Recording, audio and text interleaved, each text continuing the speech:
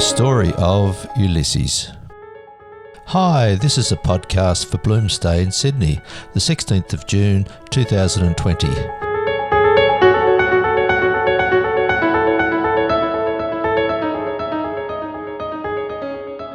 Hello, my name is Owen Feeney.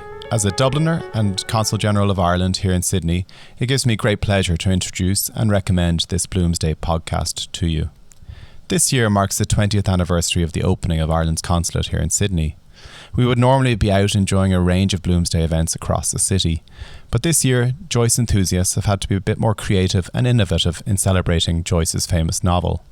The consulate is delighted to collaborate with author and producer Julian Naylan. Julian and his incredibly talented crew have been entertaining audiences on the 16th of June at the Gaelic Club with an Australian telling of Ulysses. Their recording takes a new approach, telling the story of the novel in its entirety and in an accessible manner. The 16th of June is observed around the world by lovers of literature. It is, of course, the day in 1904 when the fictitious Leopold Bloom, chief protagonist of Ulysses, ventured onto the streets of Dublin and into the annals of literary history. If you haven't visited Dublin for Bloomsday and retraced Bloom's steps, we hope to see you there next June. Enjoy this podcast, and I wish you a very happy Bloomsday.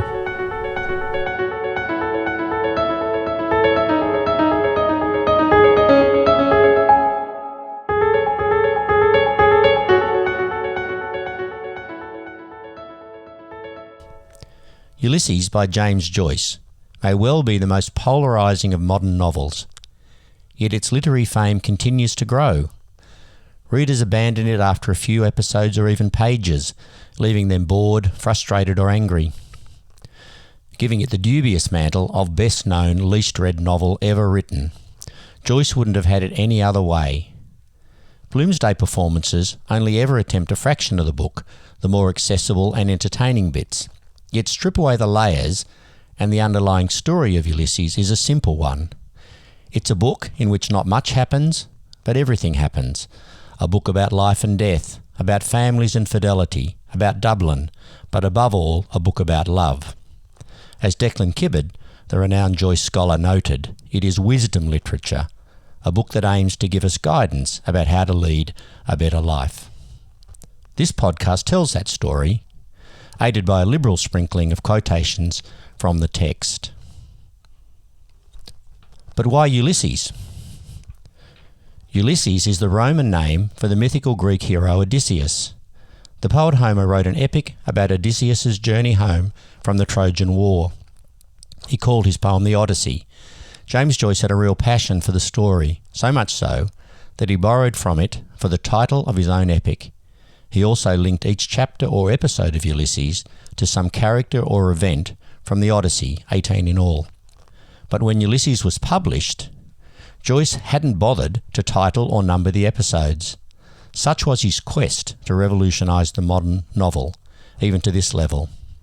In this podcast, we'll take the liberty of numbering and titling the episodes as they relate to the Odyssey.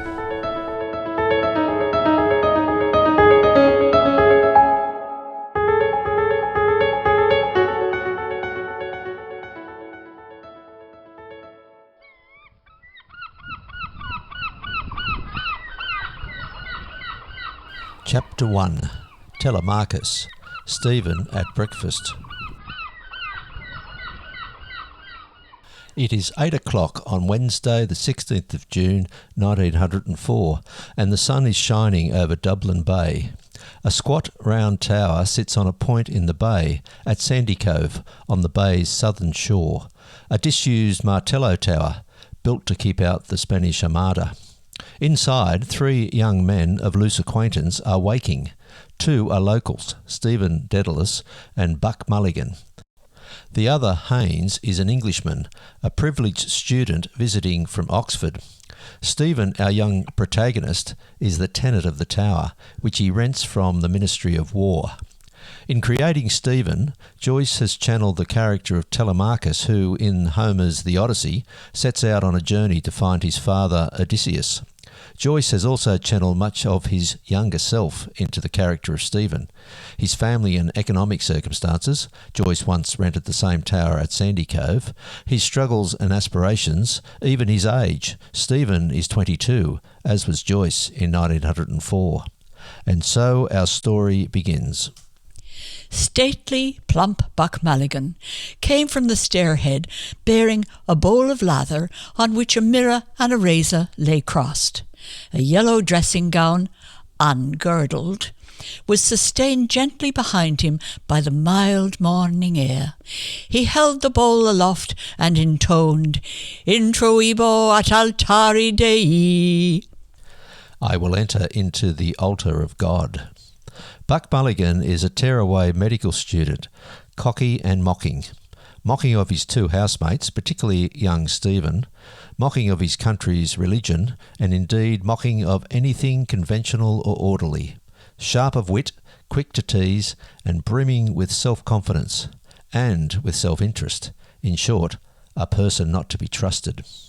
Stephen appears at the parapet. At once, tension with Mulligan is evident. Stephen has woken in sombre mood, brooding over matters of struggle, death and isolation. The struggle to establish himself as a poet, the death of his mother without having reconciled himself to her — he would not kneel at her deathbed — and a growing isolation from his nation, race and religion, not unlike Joyce himself. And so the first exchanges between Mulligan the mocker and Stephen the solemn do not go well. "Come up, Kinch, come up, you fearful Jesuit." Kinch as in knife blade, Jesuit as in Stephen's education. "The mockery of it. Your absurd name, an ancient Greek. Daedalus, that is. You wouldn't kneel down to pray for your mother on her deathbed when she asks you. Why? Because you have the cursed Jesuit strain in you, only it's injected the wrong way." The bad blood runs throughout breakfast, right to the very last word of the chapter, when Stephen mutters bitterly, "Usurper." By then, Stephen can no longer tolerate Mulligan, nor Haynes, and resolves never to return to the tower. His disdain for Haynes began with the racket Haynes made through the night, dreaming of black panthers and shooting at an imaginary one, and got worse during breakfast, listening to Haynes' objectionable views on British supremacy and Jews infesting the empire. Meanwhile, Mulligan's waking mood has improved inversely to Stephen's funk. Skipping down to the 40-foot swimming hole for a dip in the snot-green, scrotum-tightening waters, he sings in cheery blasphemy the ballad of joking Jesus. "I'm the queerest young fellow that ever you heard. My mother's a Jew, my father's a bird. With Joseph the joiner I cannot agree, so here's to disciples and Calvary." With a gaiety that highlights Stephen's brooding.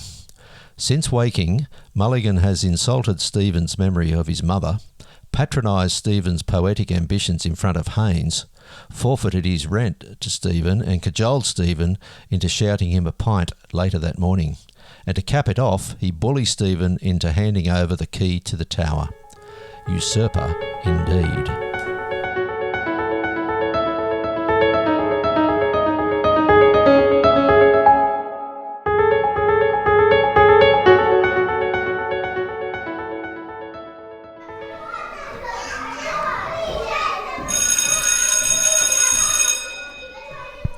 Chapter 2. Nestor. Stephen the schoolteacher. It is 10 a.m. and school is in. A private school in the town of Dorky at the south end of the bay. Stephen is the teacher, the classics are his subject, and a class of disrespectful, wealthy young boys are his pupils. They show little regard for Stephen. He cannot control their behaviour, nor his disdain for their preordained lives of privileged mediocrity, which only serves to highlight the futility of his own life. The potentially brilliant poet languishing among ungrateful squires, an ineffectual and underpaid teacher, struggling to escape the oppression of religion, foreign rule, and a cultural melee. This struggle gives rise to some famous lines such as, "History is a nightmare from which I'm trying to awake," and "God is a shout in the street." There is one boy in the class, Cyril Sargent, whom Stephen does warm to. He's a scrawny weakling in trouble with the headmaster. Stephen must supervise the boy's detention after class and looks on with compassion. For Stephen sees in Sargent a child not unlike himself, coward and isolated by bullying classmates, in need of protection, motherly protection. In long, shady strokes, Sargent copied the daughter. Waiting always for a word of help, his hand moved faithfully the unsteady symbols, a faint hue of shame flickering behind his dull skin. Amor matris. With her weak blood and way-sour milk, she had fed him and hid from the sight of others his swaddling bands. Which reminds Stephen of his own mother and his regret at how she died, at how he refused her dying wish to pray on her deathbed. Having finished this morning's lessons, Stephen prepares to leave the school. It is 2 hours since he left the tower, but he feels no brighter. The things that blackened his waking mood, struggle, death, and isolation, have been aggravated in the classroom and are about to be aggravated some more. For the headmaster, Mr. Deasy, has asked Stephen to visit him before setting off. This is the chapter's parallel to the Odyssey, where Telemachus calls on the senior charioteer Nestor for advice before setting out on his journey. Like Telemachus, Stephen's visit to his senior yields only platitudes. Mr. Deasy, an Englishman, pays Stephen his meagre wage, though enough for plenty of drink later. He asks him to deliver a letter to the local newspaper. It's about some dodgy cure for the recent outbreak of foot and mouth disease.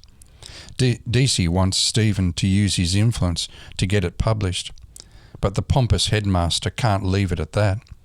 He bails Stephen up with a free-ranging rant on his prejudices and predilections, on the curse of debt. Do you know what is the proudest word you'll ever hear from an Englishman's mouth? Well, I'll tell you. I paid my way. I never owed a shilling in my life. Can you feel that? I owe nothing, can you? Stephen thinking. Mulligan, £9, 3 pairs of socks, 1 pair of brogues, ties. Curran, 10 guineas. McCann, 1 guinea. Fred Ryan, 2 shillings. For the moment, no. Mr. Deasy laughed with rich delight, putting back his savings box. On the curse of the Jews? Mark my words, Mr. Dedalus. England is in the hands of the Jews in all the highest places. Her finance, her press, and there are signs of a nation's decay. Wherever they gather, they eat up the nation's vital strength. And on the curse of women? A woman brought sin into the world. For a woman was no better than she should be. Helen, the runaway wife of Menelaus. 10 years the Greeks made war on Troy. A faithless wife first brought the strangers to our shore here. MacMurrough's wife and her leman O'Rourke, Prince of Bethany. A woman too brought Parnell low. An outbreak of foot and mouth, indeed. Stephen trudges out to the street with sovereigns and a letter in hand.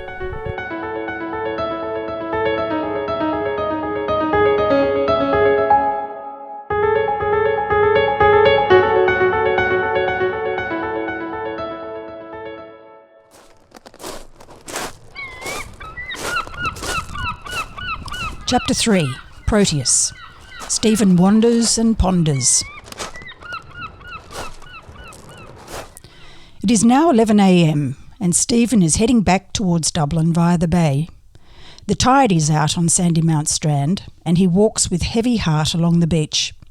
He needs some peace and quiet to restore his spirits. The rhythm of his footsteps starts to take hold as he crunches over sand and shells, breathing in the sea air and feeling the energy of the waves. He becomes entranced in the sights and sounds around him and contemplates the inescapable reality of everything we see and hear, their ineluctable modality of the visible and the audible. That's ineluctable, as in inescapable. This is probably a good spot to mention the special narrative device Joyce uses throughout the book. It's called stream of consciousness, or more generally, interior monologue. Joyce applies it regularly to his three main characters, Bloom, Stephen and Molly. It involves putting down on paper their unstructured thought processes, meaning there are a lot of associated leaps and a sparing use of punctuation. On first glance, it looks like an incoherent hodgepodge of words, but a closer inspection reveals a rich vein of information about the characters, what they see and hear around them, and taste, touch and smell. The genius of Joyce. And here's a tip. It's much easier to understand if you listen to a spoken recording and experience the sound and emphasis of the words rather than simply read them on the page. Ineluctable modality of the visible. At least that, if no more, thought through my eyes. Signatures of all things I am here to read, sea spawn and sea wrack, the nearing tide, that rusty boot, snot green, blue silver, rust, coloured signs. Stephen closed his eyes to hear his boots crust crackling, wreck and shells. You are walking through it howsoever I am, a stride at a time, a very short space of time through very short times of space. 5, 6, the knock einander. Exactly, and that is the ineluctable modality of the audible. In fact, Stephen spends the entire walk in a stream of consciousness, thinking critically about himself and the nature of perception, how the shape of things shift to the eye and the ear. The parallel with Homer's The Odyssey is through the character of Proteus, god of the sea, who could change form at will. For example, he passes nearby his Aunt Sarah's. Will he stay with her family tonight? No, but imagines if he did. How does her family perceive him? As a priest? A garland of grey hair on his comminated head. See him, me, clambering down to the footpace, clutching a monstrance. A choir gives back menace and echo, the snorted Latin of jack priests moving burly in their albs. Dring-a-dring, down, up, forward, back, dring-a-dring. Cousin Stephen, you will never be a saint. You prayed to the devil in Serpentine Street that the fubsy widow in front might lift her clothes still more. And on it goes, Stephen wandering both on the beach and through the strands of his mind, merging memory with imagination and creating his own protean realities. Interrupted here and there by what he sees, 2 women walking in the shallows, a live dog sniffing a dead dog, the gunwale of a boat sunk in the sand, etc. And by what he hears, sea and wet sand slapping his boots, the cry of a dog owner, Out of that, you mongrel! the tap-tap of his ash plant, etc. Each one setting his mind off in another direction, another pathway of memory merged with imagination, merged with memory, merged with... The chapter ends with the banal. Stephen reaches for his snot rag and is reminded of the mocking Buck Mulligan who had borrowed it earlier.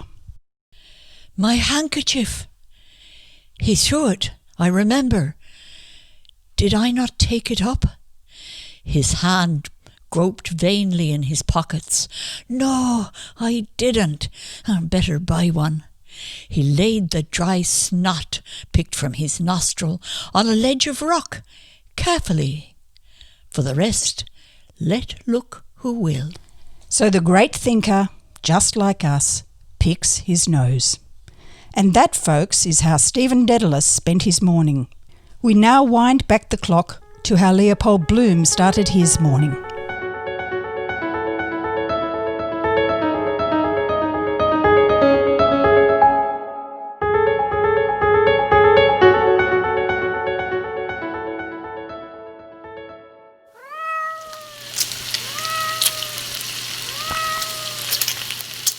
Chapter 4, Calypso. Bloom prepares breakfast. At 8 o'clock that same morning, as Dedalus, Mulligan and Haynes are waking up at Sandy Cove, Leopold Bloom, with Puss in tow, is rustling round his kitchen on the other side of town. His wife Molly is upstairs in bed, waiting for him to bring up breakfast. Mr. Leopold Bloom ate with relish the inner organs of beasts and fowls. He liked thick giblet soup, nutty gizzards, a stuffed roast heart, liver slices fried with crust crumbs, fried hencods rolls. Most of all, he liked grilled mutton kidneys, which gave to his palate a fine tang of faintly scented urine. Kidneys were in his mind as he moved about the kitchen softly, writing her breakfast things on the humpy tray. Gellied light and air were in the kitchen, but out of doors, gentle summer morning everywhere. Made him feel a bit peckish. In this way, we're introduced to the chief protagonist of Ulysses, our Odysseus. And what an understated introduction. No, he was tall, dark and handsome for our inauspicious hero. No, just a regular guy getting brekkie for the missus. Bloom is a 38-year-old Jew living at number 7 Eccles Street in the northeast of Dublin. He earns a living from canvassing advertisements. He's married to an enchanting singer, Marion Bloom, Molly. They have a 15-year-old daughter, Millie, on whom he dotes, and who is living away from home for the first time this summer. And they have a son, Rudy, who died when he was young and would be 11 if he was still alive. Just as Homer's Odysseus was hopelessly subjugated by the nymph Calypso, who held him captive for 7 years, so Bloom is hopelessly tied to Molly. But alas, he strongly suspects she's having an affair with one of her singing partners, Hugh Blazes Boylan. Indeed, Boylan will be calling on Molly that afternoon, on the pretext of planning for their upcoming concert. Bloom knows this because a letter to Molly has arrived from Boylan that morning. It's a thinly disguised pretext, and there will be many references to it throughout the book. Nudging the door open with his knee, he carried the tray in and set it on the chair by the bedhead. "What a time you were," she said. She set the brasses jingling as she raised herself briskly, an elbow on the pillow. He looked calmly down on her bulk and between her large soft bubs, sloping within her nightdress like a she-goat's udder. The warmth of her couched body rose on the air, mingling with the fragrance of the tea she poured. A strip of torn envelope peeped from under the dimpled pillow. In the act of going, he stayed to straighten the bedspread. "Who was the letter from?" he asked. "Bold hand?" "Marion." "Oh, Boylan. He's bringing the programme." "What are you singing?" "Lachi Dorem" with J.C. Doyle, and "Love's Old Sweet Song." Her full lips, drinking, smiled. Whereas Stephen Dedalus is spending the morning on Dublin Bay, consumed by philosophy and matters of the mind, matters of the body are front and centre for Bloom. He has quite an appetite, and not just for kidneys. He eyes his neighbour's daughter in line at the butcher's and hurries through his purchase so he can catch up and get another look at her ample backside, like 2 hams. He admires Molly's full breasts as she props up in bed. He visits the outhouse and quite graphically defecates. Later that day he will go to a funeral masturbate twice, once in the bath and once on the beach, get into a fight at the pub, visit a brothel and rescue a drunken Stephen, among other activities. All very bodily. That's our Poldy. He kicked open the crazy door of the Jakes. Better be careful not to get the trousers dirty for the funeral. A squat on the cockstool, he folded out his paper, turning its pages over on his bared knees. Quietly he read, restraining himself, the first column, and, yielding but resisting, began the second. Midway, his last resistance yielding, he allowed his bowels to ease themselves quietly as he read, reading still patiently, that slight constipation of yesterday quite gone. Hope it's not too big, bring on the piles again. No, just right, so, He read on, seated calm above his own rising smell. He glanced back through what he had read, and, feeling his water flow quietly, he tore away half the prize story sharply and wiped himself with it. Then he girded up his trousers, braced and buttoned himself. He pulled back the jerky, shaky door of the Jakes and came forth from the gloom into the air. Nothing left to the imagination there. No wonder this scene caused an uproar when Ulysses was first published.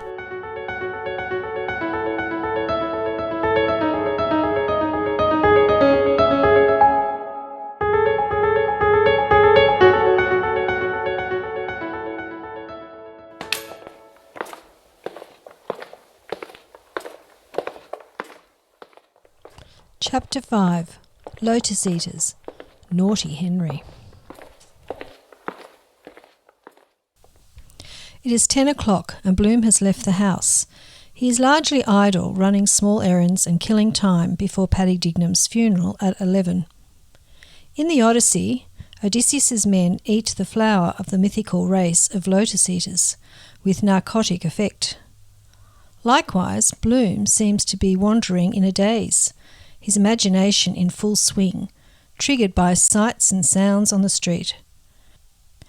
But a simple, playful imagination, not like Stephen's hyperactive mind. No reflections on ineluctable modalities and all that jazz. His first stop is the Westland Row post office on the south bank of the Liffey River, where he collects a letter addressed to Henry Flower. It's from a Martha Clifford. And so we learn that Molly is not the only one having a secret affair, for Bloom is carrying on a dirty correspondence with a secret admirer under a pseudonym. Dear Henry, I got your last letter to me, and thank you very much for it. I'm sorry you did not like my last letter. I'm awfully angry with you. I do wish I could punish you for that. Are you not happy in your home, you poor little naughty boy? I do wish I could do something for you. Dear Henry, when will we meet? I have never felt myself so much drawn to a man as you. Please write me a long letter and tell me more. Remember, if you do not, I will punish you. So now you know what I will do to you, you naughty boy, if you do not write. Goodbye now, naughty darling. I have such a bad headache today. And write by return to your longing mother. P.S. Do tell me, what kind of perfume does your wife use? I want to know. Bloom pops into the back of All Hallows Church to observe the priest and congregation at Holy Mass. He's amused at the Catholic rituals and his imagination wanders. The priest went along by them, murmuring, holding the thing in his hands. He stopped at each, took out a communion, shook a drop or two of it, and put it neatly into her mouth. Her hat and her head sank. Then the next one, a small old woman. The priest bent down to put it into her mouth, murmuring all the time, Latin. The next one, Shut your eyes and open your mouth. What? Corpus? Body? Corpse? A good idea, the Latin. Stupefies them first. Hospice for the dying? They don't seem to chew it, only swallow it down. Rum idea. Eating bits of a corpse? Why, the cannibals cotton to it. Bloom's next stop is Sweeney's chemist shop. And as he leaves, he is accosted by Bantam Lyons. Lyons wants to see Bloom's newspaper to check on the big horse race that day, the Gold Cup. Bloom tries to give him the paper, saying he was just going to throw it away anyhow. Lyons mistakes this for a tip on which horse will win the race, for one of them is called Throwaway. At Sweeney's he buys some lemon soap for his visit later to the public baths, and with this in mind his imagination, as he wanders, turns to thoughts of, self-pleasuring. He foresaw his pale body reclined in it at full, naked, in a womb of warmth, oiled by scented, melting soap, softly laved. He saw his trunk and limbs rippled over and sustained, buoyed lightly upward, lemon yellow, his navel, bud of flesh, and saw the dark tangled curls of his bush floating hair of the stream around the limp father of thousands, a languid floating flower.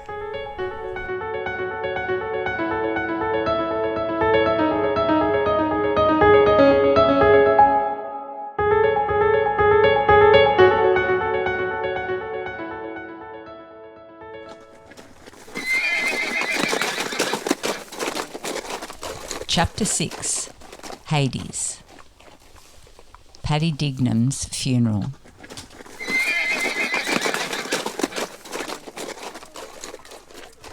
At 11 o'clock, Bloom climbs into a carriage to be greeted by Martin Cunningham, Mr. Powers and Simon Dedalus, Stephen's father. They have joined Paddy Dignam's funeral procession, winding its way to the cemetery in Glasnevin, north of Dublin. In Homer's poem, the goddess Circe tells Odysseus he must visit Hades, the realm of the dead, to find out how to get home to Ithaca, whereas Bloom has joined a cortege of Catholic mourners, for whom the cemetery is a necessary trip to their ultimate destination, heaven. As the procession gets going, Bloom sits in the carriage and can't help but let his mind wander. He becomes obsessed with all sorts of morbid details, like whether or not Dignam would bleed if his body snagged a nail in the coffin, or the arcane point of why they don't bury people vertically instead of horizontally, so as to take up less space. And when everyone is respectfully following the coffin into the chapel, Bloom is busy trying to guess which end is the head. At one point in the carriage ride, Bloom sees Stephen Dedalus out the window and points him out to Stephen's father, who asks if that scoundrel Buck Mulligan is with him. Simon's concern for his son gets Bloom thinking about his own son, Rudy, who died shortly after birth. If little Rudy had lived, see him grow up, hear his voice in the house, walking beside Molly in an Eton suit, my son, me in his eyes. Strange feeling it would be. From me. Must have been that morning in Raymond Terrace. She was at the window watching the two dogs at it by the wall. She had that cream gown on with a rip she never stitched. Give us a touch, Poldy. God, I'm dying for it. How life begins. Got big then. Had to refuse the Greystones concert. My son, inside her. I could have helped him on in life. I could. Make him independent. Learn German too. Holed up in the carriage with the three others, it soon becomes apparent how much Bloom is an outsider. They see a Jewish moneylender out the window, and Simon Dedalus yells at him. They all laugh and give a bit of voice to their anti-Semitism, without regard for the fact that Bloom is a Jew. Then the others begin talking about what a disgraceful act suicide is, carelessly forgetting that Bloom's father committed suicide. He's even snubbed graveside. Pointing over his shoulder, "Who's that chap behind with Tom Kernan? I know his face." Bloom. Madam Mariam Tweedy, the soprano. She's his wife. Oh, to be sure. I haven't seen her for some time. I danced with her, 15, 17 golden years ago, and a good armful she was. What is he? What does he do? Wasn't he in the stationery line? I fell foul of him one evening, I remember, at Bowles. Yes, he was, in Wisdom Healy's, a traveller for blotting paper. In God's name, what did she marry a coon like that for? The funeral is over, and it is approaching noon. Like Stephen's morning, Bloom's has turned decidedly sour. So far, he has learned that his wife will fornicate with Boylan that afternoon. He's been treated poorly by men that make a show of being his friends. And he has been reminded of the suicide of his father and the death of his son.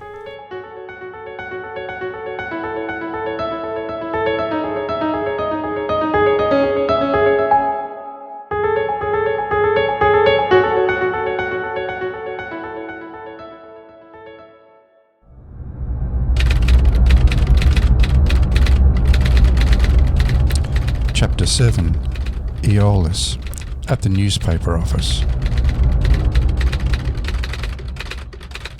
It is 12 noon in the newspaper office of the Freeman's Journal. Bloom and Stephen are both visiting on errands, Bloom to renew an advertisement for his client Mr. Keyes, and Stephen to lodge the letter from Mr. Deasy. In the back offices, we are privy to the chaos of the media world. The men banter and recall great journalists of the past. Speech floats about as stories start up, then hang open-ended, interrupted by news stories or by someone barking orders. Each person's words are overblown and directionless. The effect is enhanced by the choice of the literary style. Journalistic prose structured around a string of parodic news headlines. In the Odyssey, Aeolus is the god of the winds, which blew Odysseus' boat all about. This chapter is full of references to wind, including the blowhard rhetoric of newspaper journalism, made all the more amusing through the mind of Bloom. It's the ads and side features sell a weekly, not the stale news in the official gazette. Queen Anne is dead. Published by authority in the year 1000 and, to all whom it may concern, schedule pursuant to statute showing return of number of mules and jennets exported from Ballina. Nature notes, cartoons, Phil Blake's weekly Pat and Bull story, Uncle Toby's page for tiny tots, Country Bumpkin's queries, dear Mr. Editor, what is a good cure for flatulence? I'd like that part. Learn a lot of teaching others. The personal note, MAP, mainly all pictures. Shapely bathers on Golden Strand, double marriage of sisters celebrated, 2 bridegrooms laughing heartily at each other. Bloom and Stephen are 2 of the only ones there who seem to be focused on a specific task. Stephen enters the offices just after Bloom steps out to find Keyes. Then Bloom re-enters just as Stephen is heading for the pub with his journalist mates. Their paths narrowly miss each other, but Bloom does catch sight of Stephen, who is in his element with the newspaper men. They dote on Stephen for his literary prowess, and Mr. Crawford agrees to publish Deasy's letter, mainly because it came from Stephen. In contrast, Bloom remains aloof as he endures the slights of these same men. Just this ad. Mr. Bloom said, pushing through towards the steps, puffing and taking the cutting from his pocket. I spoke with Mr. Keyes just now. He'll give a renewal for 2 months, he says. After, he'll see. But he wants a par to call attention in the Telegraph too, the Saturday Pink. House of Keys, don't you see? His name is Keyes, it's a play on the name. But he practically promised he'd give the renewal. But he just wants a little puff. What will I tell him, Mr. Crawford? Will you tell him he can kiss my arse? Tell him that straight from the stable. Throughout this chapter, we get a sense of the stifling atmosphere of Dublin. Mr. Crawford is something of a drunk. For all his erudition, Professor McHugh isn't exactly set on accomplishing much. We are introduced to J.J. O'Malloy, who once was a promising lawyer, but now has fallen on hard times and needs a loan. And on it goes. This could be the world of Joyce's book of short stories, Dubliners, a place quick to knock men's ambitions flat. And the solution? Go to the pub.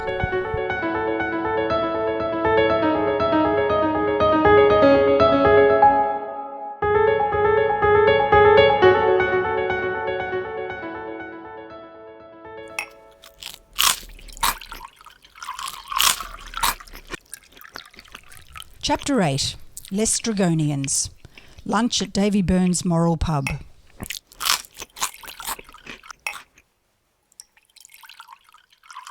At 1 o'clock, Bloom is feeling rather peckish. As he wanders south onto O'Connell Bridge, across the Liffey, and into the streets of the left bank, he is preoccupied with food. In Homer's epic, the cannibalistic tribe of Lestrygonians devour many of Odysseus's men. And so, as Bloom walks, a good number of his thoughts allude to disgusting eating practices. The bestial actions of the customers in the Burton restaurant epitomise this. His heart astir, he pushed in the door of the Burton restaurant. Stink gripped his trembling breath. Pungent meat juice slop of greens. See the animals feed. Men, men, men. Perched on high stools by the bar, swilling, wolfing gobfuls of sloppy food, their eyes bulging, wiping wetted moustaches. A man spitting back on his plate, half-masticated gristle, no teeth to chew it, bitten off more than he can chew. Couldn't eat a morsel here. Out! I hate dirty eaters. Eat or be eaten. Kill, kill. And off he heads to Davy Byrne's Moral Pub for a glass of Burgundy and a gorgonzola sandwich. Moral, because it's known for the literary gatherings and the nationalistic sympathies of the proprietor. Throughout the chapter, Bloom shows his great ability to empathise with others, to get into their minds and to see things as they would, something Stephen is incapable of despite his genius. So when Bloom spots Stephen's sister, he empathises with their now motherless family. Good Lord, that poor child's dress is in flitters. Underfed she looks too. Home always breaks up when the mother goes. And he despairs on hearing Mrs. Breen's news of Mrs. Purefoy's protracted labour, 3 days now in the Holly Street Maternity Hospital. His heavy, pitying gaze absorbed her news. His tongue clacked in compassion. I'm sorry to hear that, poor thing. 3 days. That's terrible for her. But the most troubling of Bloom's thoughts are about wife Molly. Her impending tryst with Blazes Boylan is playing on his mind, understandably so. He keeps casting back to their good and bad times together. There are wistful flashbacks, like the magical moment 16 years ago, rolling in the grass on Hoath Head, when Molly agreed to marry him. We hear much more of this later from Molly. Cool, soft with ointments, her hand touched me, caressed, her eyes open upon me, did not turn away. Ravished over her I lay, full lips, full open, kissed her mouth. Yum! Softly she gave me in my mouth the seed cake warm and chewed. Murkish pulp her mouth had mumbled, sweet and sour with spittle. Joy, I ate it. Joy. Another reference to food and eating, and perhaps to the communion in All Hallows earlier on, and the time they were walking home from a concert. Remember her laughing at the wind, her blizzard collar up? Blew up her skirts and her boa nearly smothered old Godwin. Remember when we got home, raking up the fire and frying up those pieces of mutton for her supper? Could see her in the bedroom from the hearth, unclamping the busk of her stays. Always liked to let herself out. That was the night. More talk of food. But their relationship has changed since then, and Bloom recalls how they haven't had sex since their son Rudy died 10 years ago. Like the sex she'll be having with Boylan but a few hours from now. During this chapter, Bloom does something seemingly innocuous but typical of the tricks Joyce plays. He throws away a street brochure into the Liffey waters. Not the same throwaway, however, as the false racehorse tip for Bantam Lions. More on that later. Then, as the chapter ends, all this disquiet over Molly and Blazes Boylan is brought to a head. Bloom is heading to the library, ironically to, among other things, write Martha a return letter, when whom should he spot coming the other way? Straw hat in sunlight, tan shoes, turned up trousers. It is. His heart cropped softly. To the right, museum. Goddesses! He swerved to the right. Making for the museum gate with long, windy strides, he lifted his eyes. Not following me? The flutter of his breath came forth in short sighs. Quick, cold statues, quiet there. Safe in the minute. Safe. Yes, it's Boylan. Dandy, dapper, Hugh Blazes Boylan. So, does Bloom confront him? Defend his wife's honour? No, he panics and hides in the museum.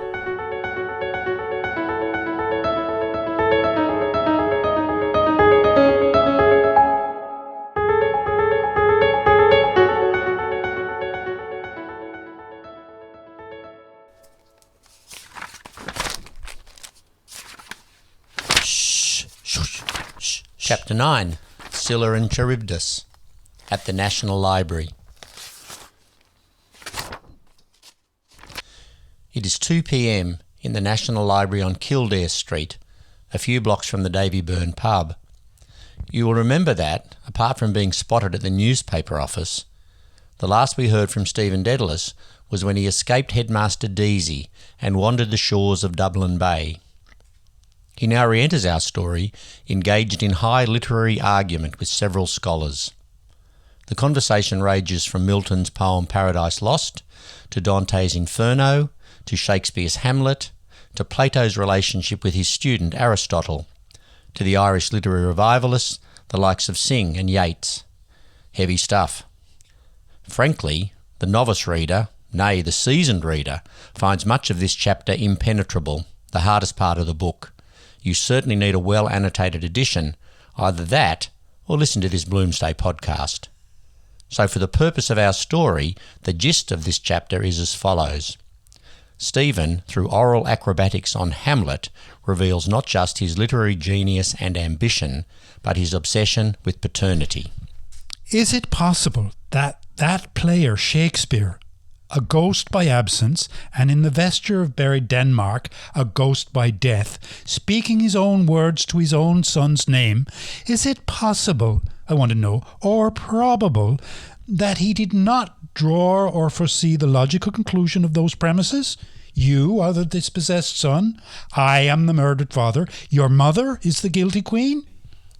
Stephen is proposing that Shakespeare identifies with the ghost of Hamlet's father, which means Hamlet the son corresponds to Shakespeare's dead son Hamnet, and Hamlet's mother Gertrude to Shakespeare's adulterous wife Anne Hathaway. Very clever. Meanwhile, Buck Mulligan appears in the doorway and mockingly applauds Stephen's speech, then berates him for not turning up to the ship pub as arranged back at the Tower. He was supposed to shout drinks for he and Haynes, and on top of that, he cancelled by sending a telegram. Telegram! Wonderful inspiration! Telegram! A papal bull! The sentimentalist is he who would enjoy without incurring the immense debtorship for a thing done. Signed, Daedalus. Have you drunk the 4 quid? The aunt is going to call on your unsubstantiated father. Telegram! Oh, you peerless mummer! Oh, you priestified kinchite! Meanwhile, Bloom, after ducking into the museum to avoid Blazes Boylan, finally arrives at the library. As the chapter ends, he's noticed by Mulligan and Stephen, and their paths cross on the library steps. A man passed out between them, bowing, greeting. Good day again, Buck Mulligan said. The wandering Jew, Buck Mulligan whispered with clown's awe. Did you see his eye? He looked upon you to lust after you. I fear thee, ancient mariner, or Kinch, thou art in peril. A dark back went before them, step of a power down, out of the gateway, under portcullis barbs. They followed. So Bloom has walked between Stephen and Mulligan. Now that might seem innocuous, but in so doing, Bloom has forced them to separate symbolically. This links the older Bloom with youth, and with Stephen in particular, and sees Mulligan's hold on Stephen begin to be replaced by Bloom. Hence, the father-son theme of the book emerges. Remember, Bloom has lost his son Rudy, and Stephen may as well have lost his father Simon, who is becoming a drunken waster. One yearns for a son, the other for a father. But what of Scylla and Charybdis? Well, just as Odysseus' ship must steer a passage between those two adversaries, one a monster, the other a whirlpool, Stephen's literary argument is a tussle between two opposing views. Basically, is art grounded in material reality, or is art revealed through the ideal? Of course, the truth, or safe passage, is somewhere between the two. The path Bloom takes to pass between Stephen and Mulligan.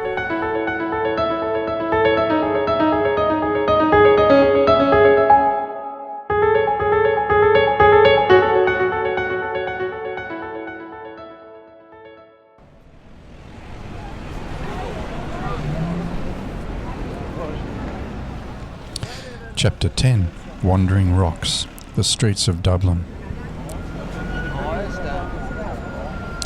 By 3 o'clock, we have reached the halfway mark of the novel. 9 chapters down, 9 to go. Like a long theatre performance, we feel like a break, yes? And so we have it in Wandering Rocks, Joyce's convenient interlude chapter. While there's a lot of movement and interaction, and we glean a lot of contextual information about the story, none is critical for developing the main characters, Stephen and Bloom. The storyline is almost suspended while Joyce takes us on a mini odyssey through the streets of Dublin, an odyssey in which most of his characters make a cameo appearance of some sort. The chapter consists of 19 short episodes, a sort of literary cubism. You might say they mirror the 18 chapters of the book, with a final coda as the 19th, a description of the vice-regal cavalcade. Here's the briefest of summaries of the 19.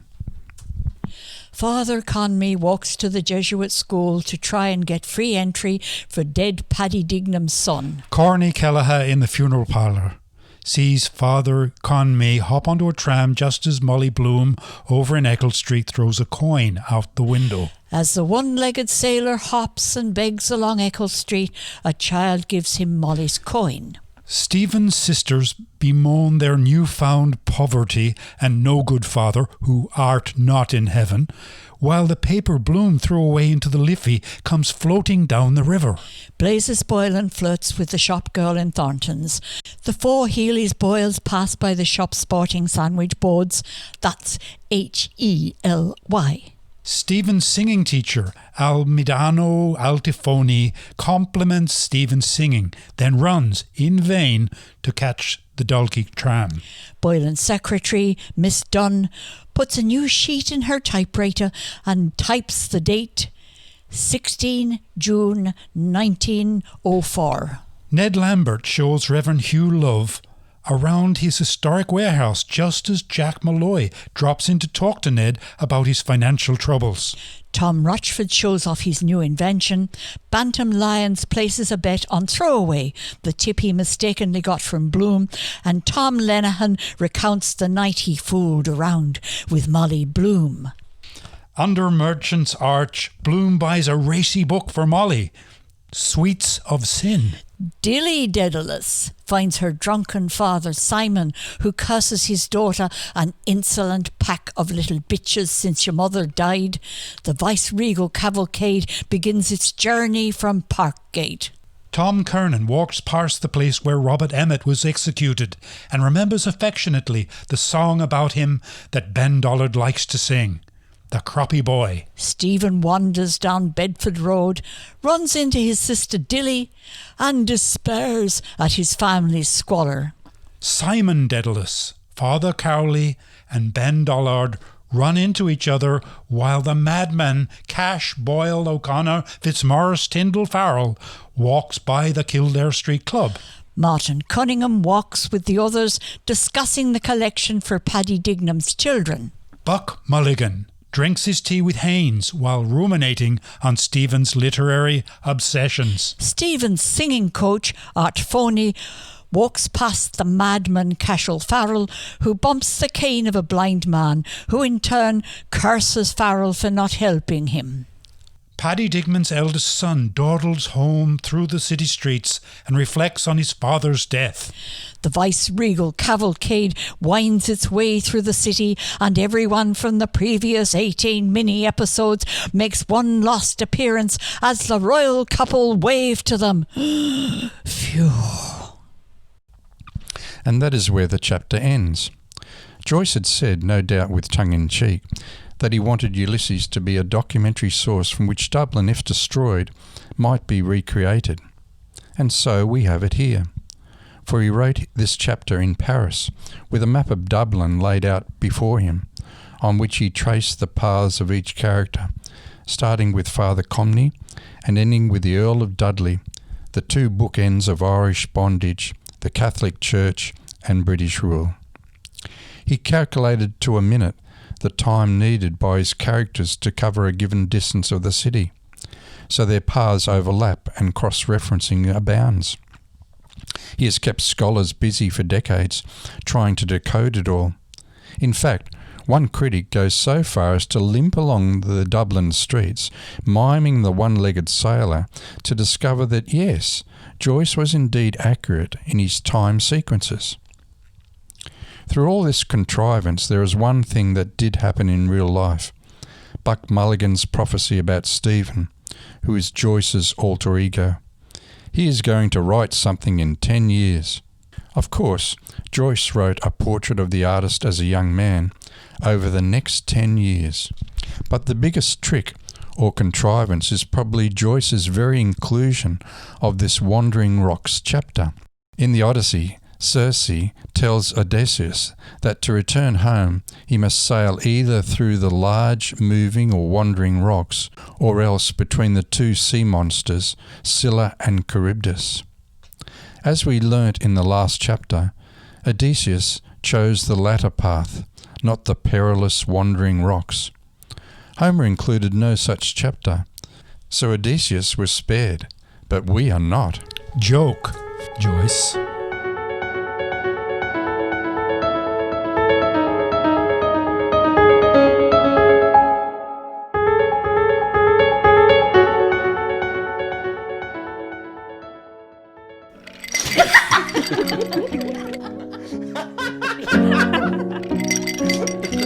Chapter 11, Sirens, at the Ormond pub. It's coming up to 4 o'clock in the Ormond pub, alongside the Liffey. This chapter is all about seduction, especially the seductive power of music. Joyce called it Sirens because in the Odyssey, the Song of the Sirens fatally enchants all those who hear it. Here in the Ormond, our sirens are the barmaids, Bronze and Gold. Bronze-haired Miss Douce and golden hair Miss Kennedy. And 4 o'clock is also when Molly Bloom and Blazes Boylan will meet for their lovers' tryst. The language of sirens has strong melodic overtones as Joyce pushes the written word to the limits of its musicality. And like most of Ulysses, the richness, rhythm and double meanings of the language take precedence over what's really going on, which is mostly not a lot. Bronze by gold, Miss Douce's head by Miss Kennedy's head, over the cross blind of the Ormond bar, heard the viceregal hoofs go by, ringing steel. When all agog, Miss Douce said eagerly, "Look at the fella in the tall silk." "Who? Where?" Gold asked more eagerly. "In the second carriage." Miss Douce's wet lips said, laughing in the sun. "He's looking. Mind till I see." She darted, Bronze, to the backmost corner, flattening her face against the pane in a halo of hurried breath. Her wet lips tittered. "He's killed," looking back. She laughed. "Oh, wept. Aren't men frightful idiots?" With sadness, Miss Kennedy sauntered sadly from bright light, twining a loose hair behind an ear. Sauntering sadly, Gold no more, she twined a hair. Sadly, she twined in sauntering gold hair behind a curving ear. A man. Tom Lenihan walks in, tries to flirt with the barmaids, and waits for Boylan, who enters just as Bloom approaches.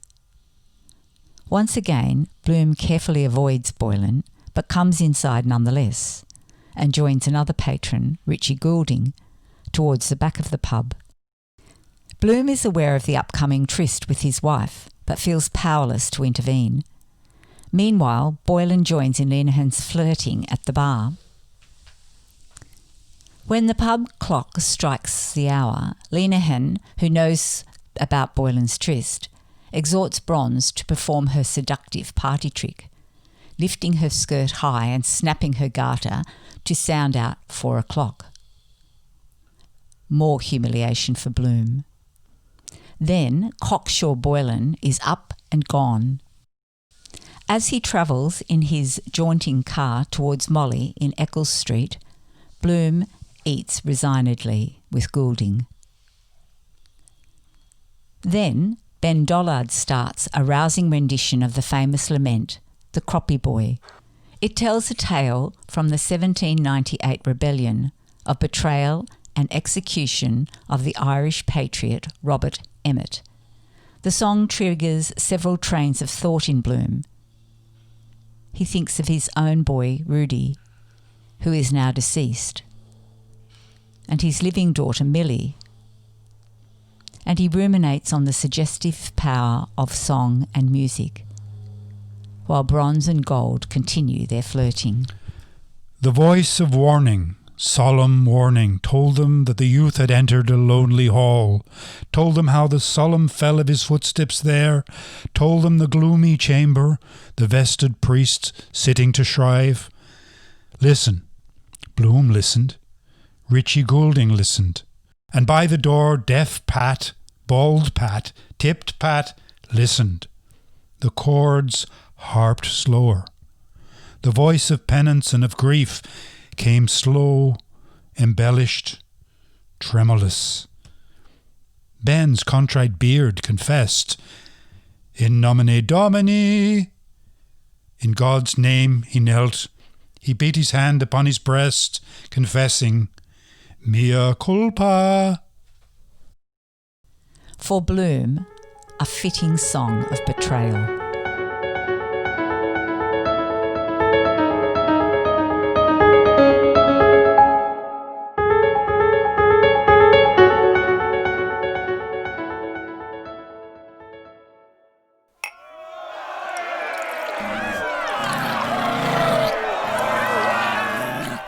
Chapter 12, Cyclops. At Barney Kiernan's pub with the citizen. The 12th chapter is set around 5 o'clock in Barney Kiernan's not-so-moral pub and contains some of the funniest lines in the book, funny, bellicose and poignant. The chapter is entirely narrated by an unknown Dubliner who, though nameless, interacts with the others. Among the drinkers is a feisty nationalist, referred to only as the citizen. Joyce modelled this chap on the Irish nationalist Michael Cusack, founder of the Gaelic Athletic Association. So, weirdly, the two most prominent characters of the chapter are not named. Bloom enters the pub looking to see Martin Cunningham about poor dead Paddy Dignam's life insurance policy. Before you know it, Bloom has incurred the wrath of those around him. So Alf and Joe, they started talking about capital punishment, and of course Bloom comes out with the why and the wherefore and all the codology of the business, and the old dog smelling him all the time. I'm told those Jews does have a sort of a queer odour coming off 'em for dogs. About I don't know what, all deterrent effect and so forth and so on. There's one thing it doesn't have a deterrent effect on. What's that? The poor bugger's tool that's been hanged. That's so? God's truth. I heard that from the head warder that was in Kilmainham when they hanged Joe Brady the Invincible. He told me when they cut him down after the drop, it was standing up in their faces like a poker. Ruling passion, strong in death. That can be explained by science, says Bloom. It's only a natural phenomenon, don't you see, because it'll account of the... Then he starts with his jawbreakers about phenomenon and science and this phenomenon and the other phenomenon. The distinguished scientist Herr Professor Luitpold Blumenduft tendered medical evidence to the effect that the instantaneous fracture of the cervical vertebra and the consequent scission of the spinal cord would, blah, blah, blah, instantaneously facilitate the flow of blood to that part of the human anatomy known as the penis or the male organ, resulting in the phenomenon of blah, blah, blah. This gentle mockery gets out of hand when Bloom infuriates the citizen with his views on race and religion. They get into a heated argument, and at one point, Bloom's burning cigar threatens to poke the citizen in the eye. Bloom gets up to leave with Cunningham, and there are snide remarks that he's off to cash in the bet that he did not place on the winner of the Gold Cup, throwaway. Meanwhile, Bloom's comments incite the citizen to violence. Mendelssohn was a Jew, and Karl Marx, and Mercadante, and Spinoza, and the Saviour was a Jew, and his father was a Jew. Your God. By Jesus, I'll brain that bloody Jewman for using the holy name. By Jesus, I'll crucify him, so I will. Give us that biscuit box here. Hold on, citizen. Stop. Begobby drew his hand and made a swipe and let fly. Mercy of God, the sun was in his eyes, or he'd have left him for dead. Gobby near sent it into the county Langford. The bloody noggy took fright and the old mongrel after the car like bloody hell.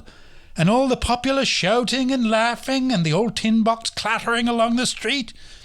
And the last he saw was the bloody car rounding the corner and the old sheep-face on it gesticulating and the bloody mongrel after it with his lugs back for all he was bloody well worth to tear him limb from limb.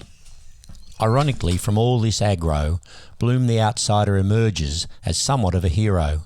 His temperate nature is in stark contrast to the mockery of others, as is his valiant declaration during the discussion that love, not hatred, is what life is really all about. When lo, there came about them all a great brightness, and they beheld the chariot wherein he stood ascend to heaven.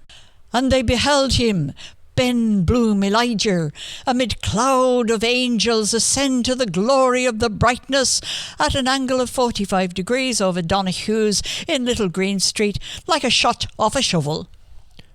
And the link to Homer? Well, Joyce has turned Barney Kiernan's pub into the Odyssey's cave, wherein Odysseus and his men had to survive the violent one-eyed Cyclops, whom Odysseus blinded with a burning stick.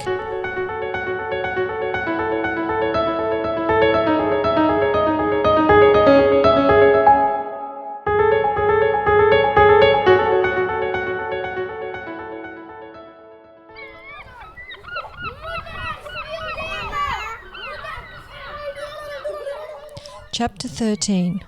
Nausicaa. Bloom fornicates. It is a warm summer's twilight on Dublin Bay, around 8 o'clock. All is still on Sandymount Strand as the voices from the men's sodality drift out of the nearby church, Our Lady, Star of the Sea. Young Gertie McDowell is with her friends playing on the beach. She is the essence of youth, her alabaster skin and blue eyes hard to miss, especially for one middle-aged voyeur perched over yonder against a rock. Yes, it's our Bloom. Gertie notices this stranger of dark complexion gazing her way, which sets her imagination running down the hallways of romantic fantasy, schoolgirl style. The eyes that were fastened upon her set her pulses tingling. She looked at him a moment, meeting his glance, and a light broke in upon her. White-hot passion was in that face, passion silent as the grave, and it made her his. Bloom has just left dead Paddy Dignam's family in Sandymount and pauses by the shore to rest a while. He notices Gertie in all her youthful bloom, notices her noticing him, which sets his blood pumping, as it were, in the direction of his, shall we say, his middle stump. His dark eyes fixed themselves on her again, drinking in her every contour, literally worshipping at her shrine. If ever there was undisguised admiration in a man's passionate gaze, it was there, plain to be seen on that man's face.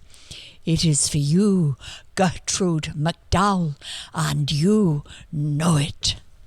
The voices of the men's sodality and the whiff of incense drift over this picture of serenity, or rather lechery, in perfect counterpoint. Through the open window of the church the fragrant incense was wafted, and with it the fragrant names of her who was conceived without stain of original sin. Spiritual vessel, pray for us. Honourable vessel, pray for us. Vessel of singular devotion, pray for us. Mystical rose. The tension between them builds steadily until bang! A new sound impregnates the twilight. They are letting off fireworks at the local bazaar behind the church. A Roman candle hurtles up, promising to discharge its load. Gertie is captivated by the gaze of the dark stranger against the rock. Though his eyes haven't left hers, he seems to be fiddling with something in his pocket. Must be winding his watch. Whatever, this is their secret little unspoken tryst, theirs alone. As she leans back to watch the Roman candle's ascent, her leg draws further back so she can see further up. And so lecherous Leo can see further up her drawers. As he works his pocket faster and faster, his watch. Then, with the sodality voices intoning the name of the Holy Virgin, the Roman candle burst, and it was like a sigh of "Oh!" and everyone cried, "Oh! Oh!" in raptures, and it gushed out of it a stream of rain gold hair threads, and they shed, and they were all greeny, dewy stars falling with the golden, oh, so lively, oh, so soft, sweet, soft. It's over, as quick as it began. She glanced at him as she bent forward quickly, a pathetic little glance of piteous protest, of shy reproach. Leopold Bloom stands silent, with bowed head before those young, guileless eyes. What a brute he had been! At it again? Gertie and the others are on their feet and heading home, while Bloom rearranges his sticky underclothes. He notices how she hobbles across the slippery seaweed, and then realises why. She is lame. Bloom leaves the beach too, and his thoughts turn once again to Molly, to her tryst that afternoon with Blazes Boylan. He decides he will not travel with her and Boylan to their upcoming soiree in Belfast. He will travel to Ennis instead, for his dead father's anniversary. In the Odyssey, Odysseus was washed ashore naked, to be awakened by Princess Nausicaa, a beautiful young girl playing on the shore. She tells Odysseus to go to her father's palace to receive succour. The parallels here are clear.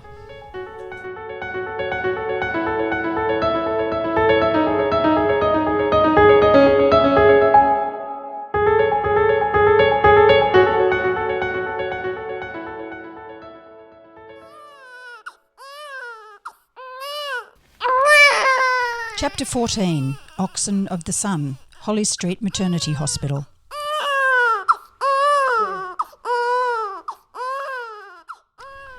As Bloom heads back into Dublin from Sandymount, his thoughts are not just with Molly, but also with pregnant Mrs. Mina Purefoy, 3 days now in labour with her 9th child. It is getting late, around 10 o'clock, but he can't abide getting to bed before adulterous Molly. So he drops by the Holly Street Maternity Hospital to see how Mrs. Purefoy is getting on. The superintendent on duty is Dr. Andrew Horn, the butt of many puns from a bunch of intoxicated off-duty medical students. Among them is Stephen Dedalus. Of that house, A. Horn is lord. 70 beds keeps he there. Teeming mothers are wont that they lie for to thole, and bring forth bairns hale. So God's angel to Mary quoth. Watchers they there walk, white sisters, in ward sleepless. The chapter corresponds in the Odyssey to where Odysseus lands on the island of Helios, the sun god. He is warned not to harm the oxen there, but his crew forget the warning and slaughter them anyway. Odysseus is the only one to recognise the sacredness of the cow, just as Bloom is the only one to recognise the sanctity of womanhood, while Stephen and his mates carry on profaning the sacred as they joke about women, sexual intercourse and pregnancy. The man that was coming to the house then spoke to the nursing woman, and he asked her how it fared with the woman that lay there in childbed. She said thereto that she had seen many births of women, but never one so hard as was that woman's birth.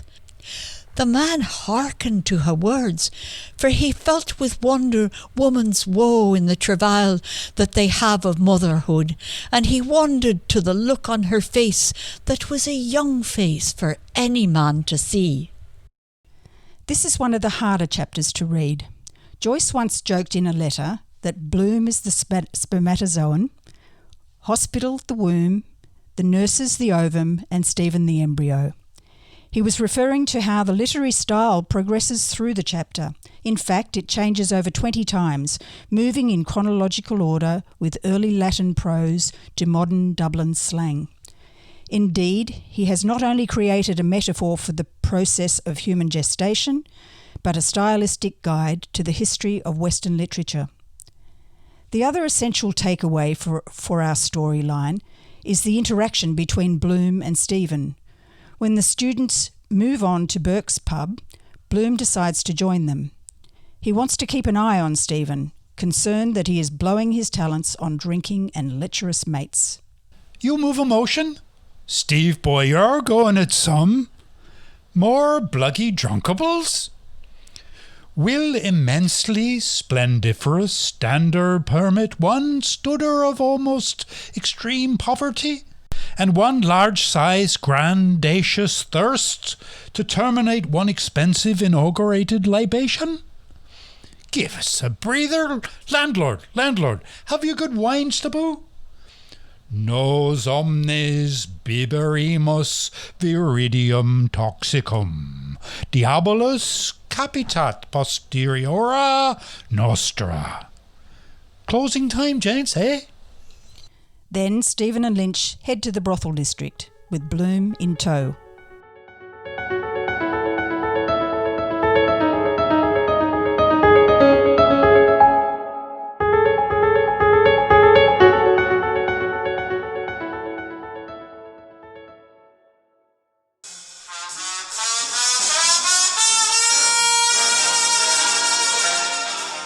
Chapter 15, Circe, Fun in Night Town.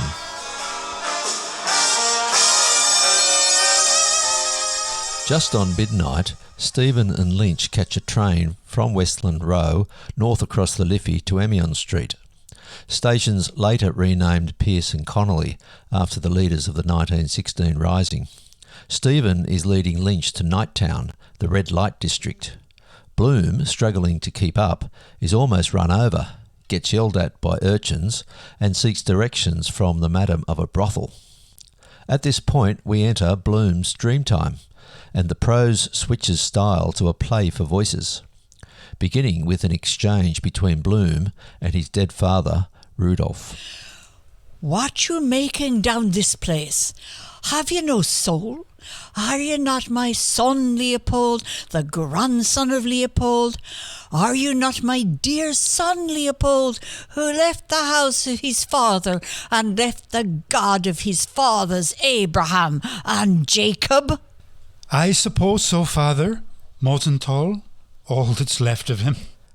What follows is a weaving trail of bloomified imaginings, from conversations with his dead son and mother to salacious encounters with a series of women in his life.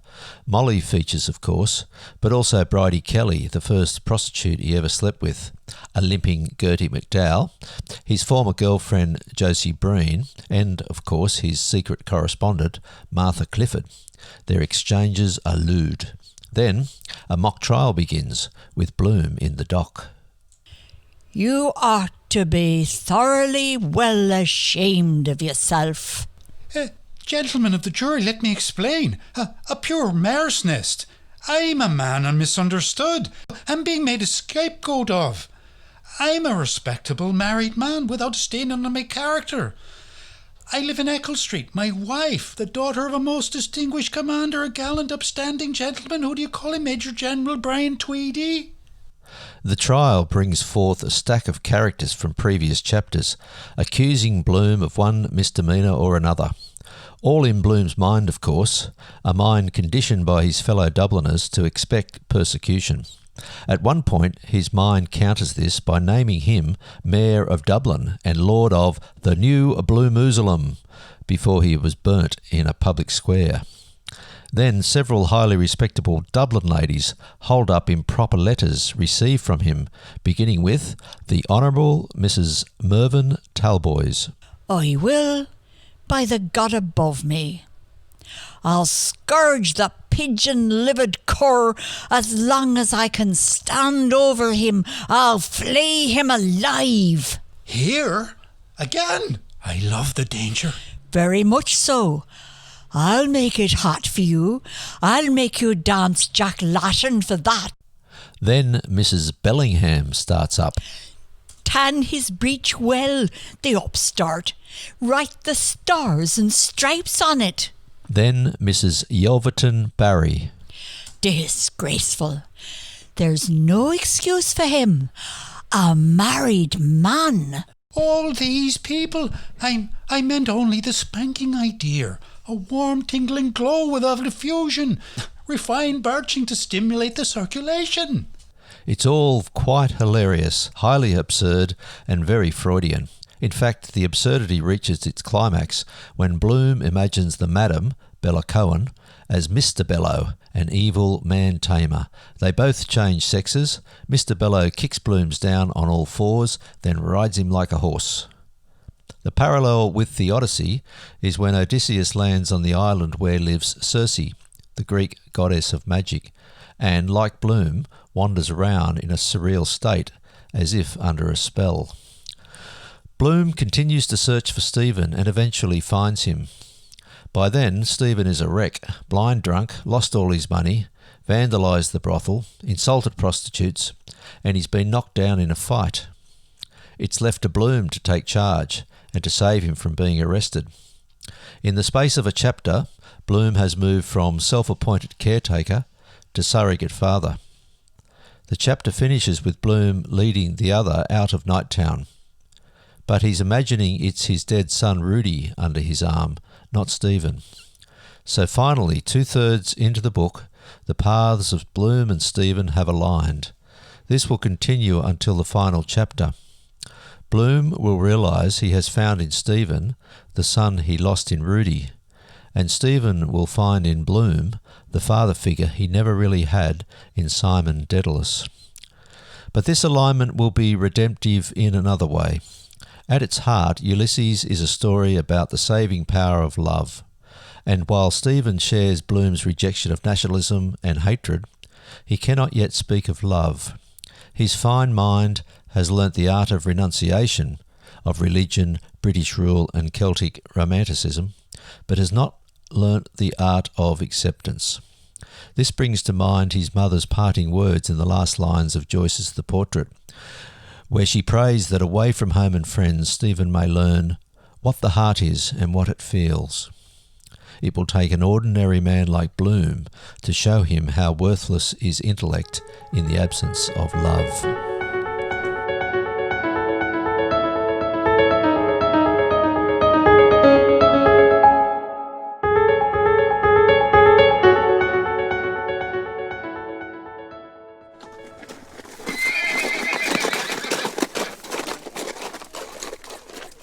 Chapter 16, Eumaeus, at the Cadman's shelter.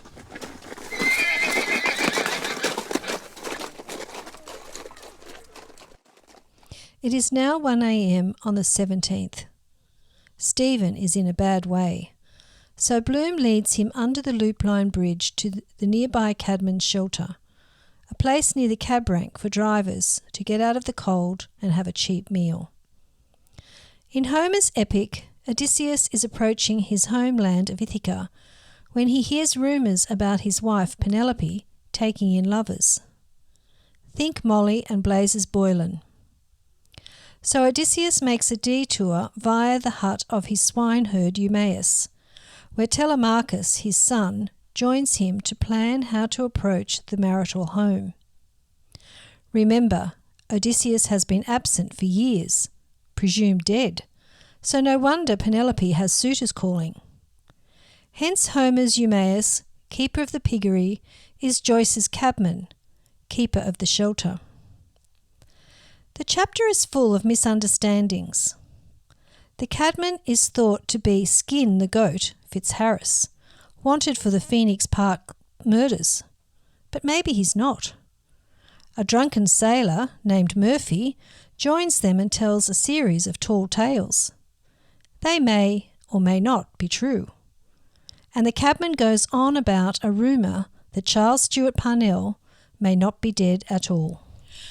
One morning you would open the paper, the cabman averred, and read, "Return of Parnell." He bet them what they liked.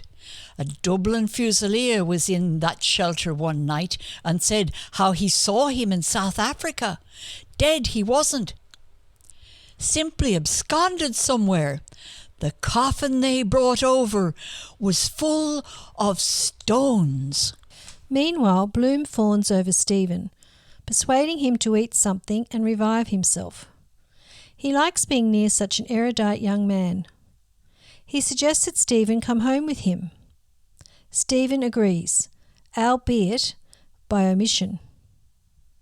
For such a late hour, Bloom is full of bright ideas of how the pair of them might collaborate in future. Write prose and articles together, sing Italian duets, enter competitions. Still, to cultivate the acquaintance of someone of no uncommon calibre who could provide food for reflection would amply repay any small intellectual stimulation, as such was he felt from time to time a first-rate tonic for the mind. Added to which was the coincidence of meeting, discussion, dance, row, old salt, of the here, today and gone tomorrow type. Night loafers, the whole galaxy of events, all went to make up a miniature cameo of the world we live in. To improve the shining hour, he wondered, suppose he were to pen something out of the common groove at the rate of 1 guinea per column. My experiences, let's say, in a cabin shelter. But try as he may, Bloom, like any father wanting to know his son, cannot understand enough about the man before him. The affinities he thinks he has with Stephen, political causes, social status, entrepreneurship, are delusions, for Stephen does not care about any of that. Even so, they leave the cabman's shelter at ease in each other's company, chatting together, Stephen breaking into song, Bloom's arm under Stephen's, leading him on to 7 Eccles Street. For Stephen, it has been a tiring journey since awaking to the taunts of Buck Mulligan, but for now there is respite. Indeed, this is the best he has felt all day. The street sweeper turns and watches the two of them walk into the night, like a happily married couple. Side by side, Bloom with Stephen went across Gardiner Street lower, Stephen singing more boldly, but not loudly. The driver watched the figures, both black, one full, one lean, walk towards the railway bridge to be married by Father Ma. As they walked, they at times stopped and walked again, continuing their tete-a-tete.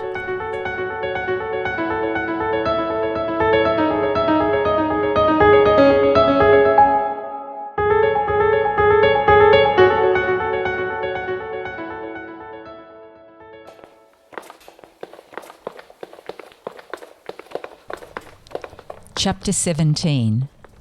Ithaca. Stephen and Bloom walk home. Around 2 a.m. on the 17th, Bloom and Stephen make their way to 7 Eccles Street for what is really the conclusion to the novel in terms of the journey and Bloom's part in it.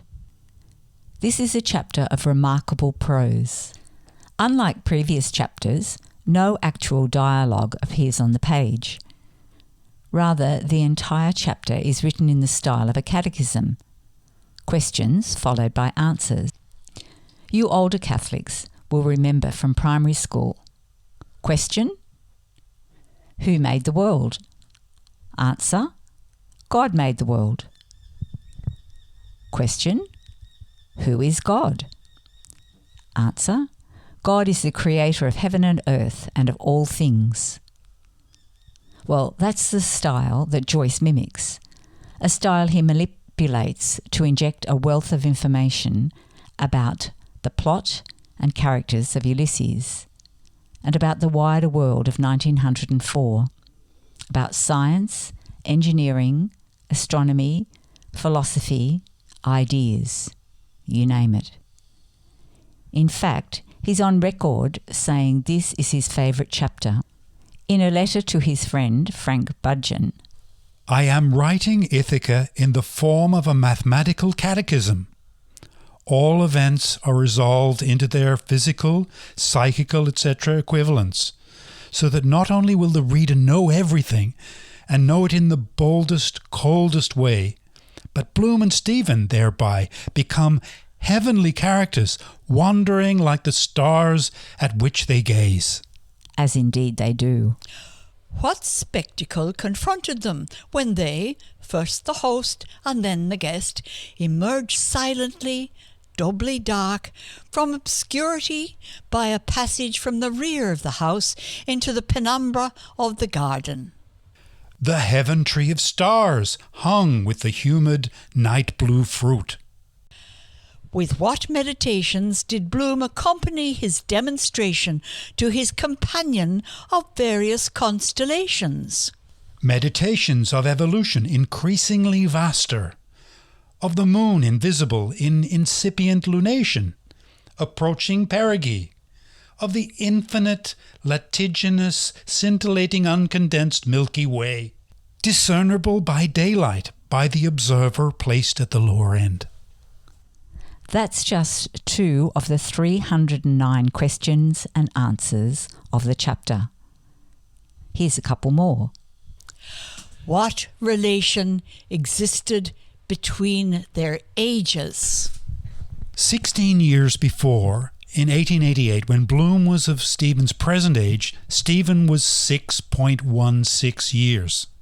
After, in 1920, when Stephen would be of Bloom's present age, Bloom would be 54. In 1936, when Bloom would be 70 and Stephen 54, their ages, initially in the ratio of 16:0, would be as 17.5 to 13.5. The proportion increasing and the disparity diminishing according as arbitrary future years were added. For if the proportion existing in 1883 had continued immutable, conceiving that it would be possible, till then, 1904, when Stephen was 22, Bloom would be 374, and in 1920, when Stephen would be 38, as Bloom then was, Bloom would be 646, while in 1952, when Stephen would have attained the maximum post-Diluvian age of 70, Bloom, being 1,190 years alive, having been born in the year 714, would have surpassed by 221 years the maximum antediluvian age, that of Methuselah, 969 years. While, if Stephen would continue to live until he would attain that age in the year of 3072 AD, Bloom would have been obliged to have been alive 83,300 years, having been obliged to have been born in the year 81,396 BC. What events might nullify these calculations? Well, the cessation of existence of both or either, the inauguration of a new era or calendar, the annihilation of the world and consequent extermination of the human species, inevitable but unpredictable. And on it goes. Bloom and Stephen happily sharing each other's knowledge and views on many topics, all inferentially, of course, via the third person of a Joycean catechism. Throughout it all, Bloom and Stephen are beautifully juxtaposed. While Bloom is scientific and wholly pragmatic, Stephen is purely and impractically artistic. On one level, they perfectly complement each other, but on another, they are wildly incompatible. Hence their parting, when it does come, is inevitable as much as it is amicable. They agree to get together again soon. Bloom and Stephen will meet for a number of intellectual discussions. Stephen will give Molly Italian lessons. Molly will give Stephen vocal lessons. But Bloom is too worldly and pragmatic to believe it will happen. For he knows, as the other heads off, that with someone like Stephen, it's usually a case of good intentions but no follow-through. In the end, there are too many differences between Stephen and Bloom for them to be truly compatible.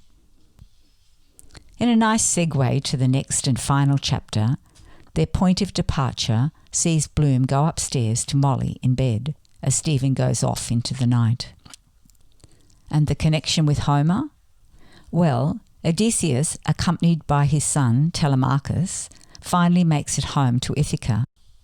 to be rejoined with his wife, but not before he kills off all his wife's suitors, which is where the correlation ends. For Bloom sees the signs of Molly's adultery everywhere in the house. Boylan's betting tickets in the kitchen, the furniture left rearranged by the piano, even Boylan's shape still impressed on Bloom's side of the mattress. In response to which, Bloom does nothing. Ever the pragmatist.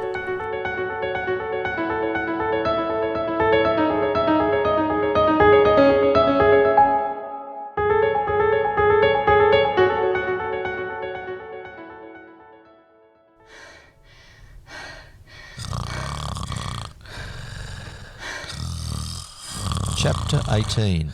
Penelope. In bed with Molly.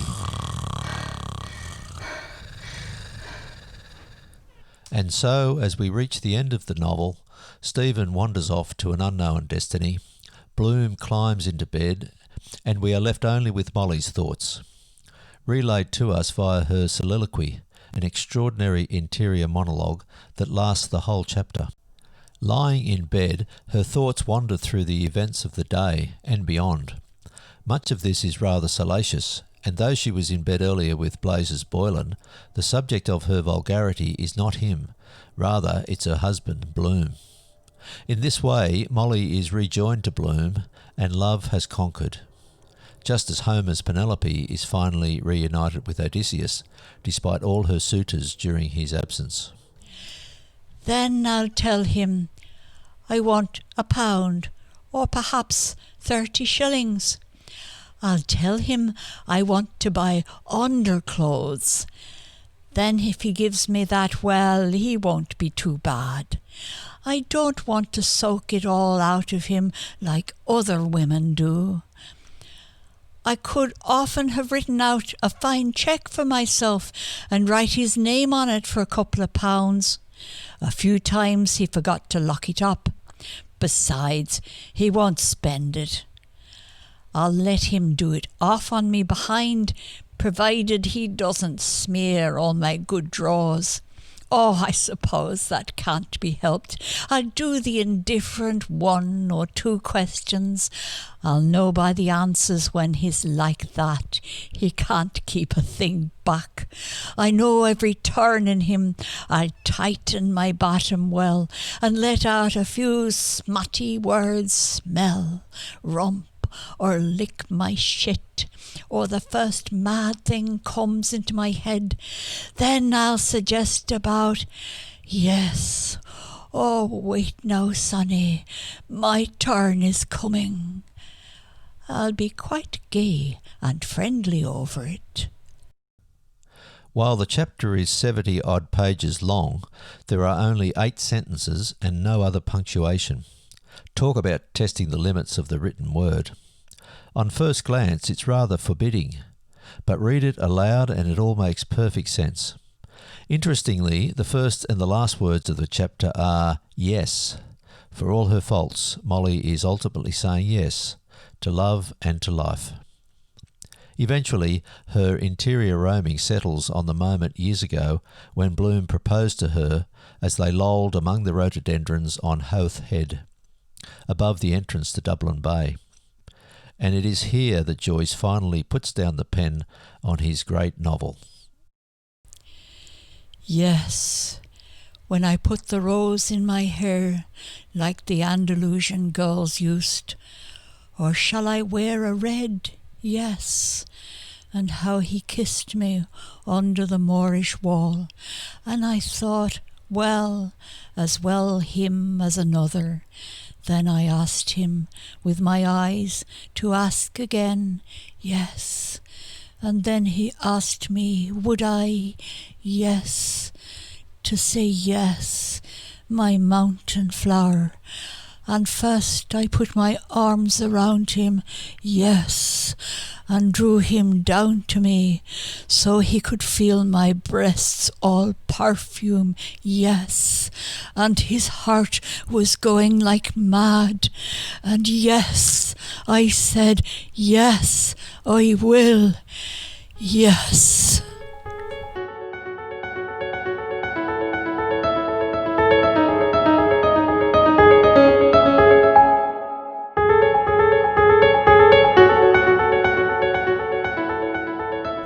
The end of the story of Ulysses.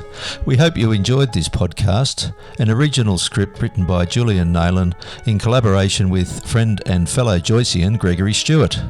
Brought to life by friends and family generously donating their time and talent, so a big thank you to Bobby K. Gledhill and Paul Vincent, our two Irish voices, reading extracts from the text of Ulysses, and our 6 chapter narrators, Maureen Robinson, Jenny Fitzpatrick, Maria Nayland, Gary McKevitt, Gregory Stewart and Julian Nayland. This podcast was produced by Julian Nayland with technical advice from Paul Kilroy and Timothy Kennedy. And a final thank you to Owen Feeney, Consul General of Ireland and his Sydney office, for promoting the release of this podcast. Ulysses by James Joyce is in the public domain. This is Julian Nayland wishing you a happy Bloomsday.